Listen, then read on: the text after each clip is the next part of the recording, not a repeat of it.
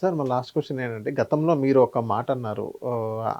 ఆంధ్ర రాష్ట్రం ఏదైతే ఉందో గోవా తరహాలో బీచెస్ ఏదైతే రెడీ చేస్తే ఇక్కడ కూడా ఒక మంచి టూరిజం అనేది డెవలప్ అవ్వచ్చు. గోవాకు ఏముందని సహజ వనరులు వాళ్ళకి ఆ బీచెస్ తప్ప ఏం లేవు. వాళ్ళు డెవలప్ చేసుకున్నారు. టూరిజంని అట్రాక్ట్ చేశారన్నారు.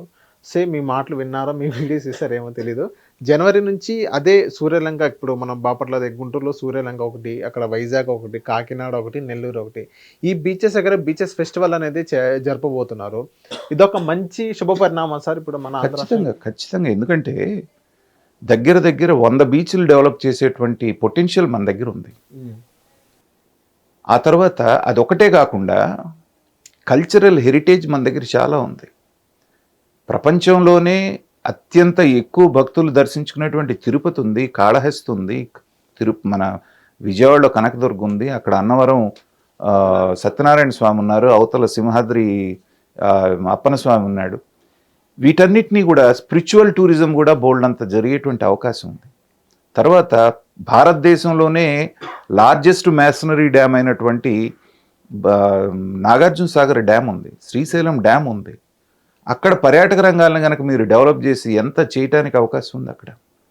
కాబట్టి ఇప్పటికైనా దాని మీద మేల్కొని ఎక్కడో ఒక చోట మొదలుపెట్టినందుకు మనం ప్రభుత్వాన్ని అభినందించాలి.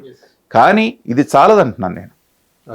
ఇవాళ చంద్రబాబు నాయుడు గారు ఇచ్చినటువంటి తలకు మించినటువంటి హామీలను గనక అమలు చేయాలి అంటే, అదనపు రెవెన్యూ రావాలి అంటే, టూరిజం డిపార్ట్మెంట్ని ఒక టూల్ లాగా వాడుకొని దాన్ని గనక జాగ్రత్తగా డెవలప్ చేసి దాన్ని ప్రభుత్వమే నిర్వహిస్తామనేటువంటి మాట కాకుండా, ఇది నేను అండర్లైన్ చేసి చెప్తున్నాను, ప్రతిదీ మేమే పెడతాం మేమే చేయటం అనేటువంటిది కాకుండా ప్రైవేట్ పబ్లిక్ భాగస్వామ్యంతో పీపీపీ అంటుంది, 3 పీలు అంటారు, ఇప్పుడు 4వ పీ యాడ్ చేశారు చంద్రబాబు నాయుడు గారు.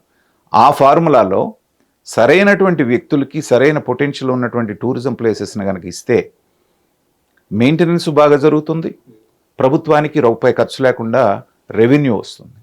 అలా కాకుండా ఇప్పుడు జరిగినటువంటి ఏపీ టూరిజం వాళ్ళలాగా బస్సులు మేమే మెయింటైన్ చేస్తాం, మేమే హోటళ్ళు గీటళ్ళు అంటే ఏంటంటే వాళ్ళు ఏ స్టాండర్డ్స్లో ఉన్నాయో మనం చూస్తున్నాం. దాంట్లో సగం తినేయటం సగం పని చేయటం.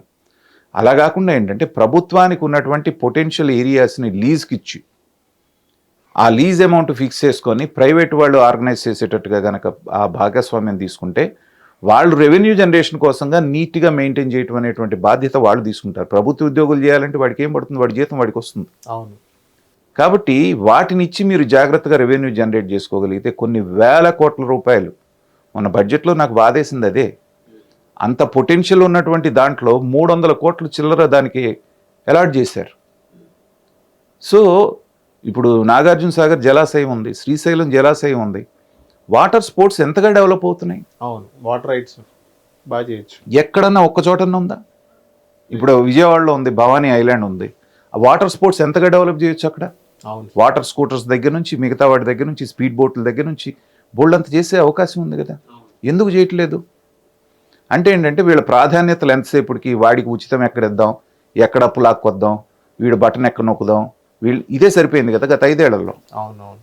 కాబట్టి ఇప్పటికైనా సరే సమగ్రమైనటువంటి సర్వే చేసి ఎక్కడెక్కడ ఏ ప్రాంతంలో ఏ పొటెన్షియల్ ఉంది అనేటువంటిది కనుక ఐడెంటిఫై చేసి జాగ్రత్తగా చేసుకోగలిగితే చంద్రబాబు నాయుడు గారు ప్రామిస్ చేసినటువంటి ఇవే అన్నీ కూడా దాని మీద వచ్చే అదనపు ఆదాయంతో ఆయన ఫుల్ఫిల్ చేయడానికి అవకాశం ఉంటుందనేది నా భావన.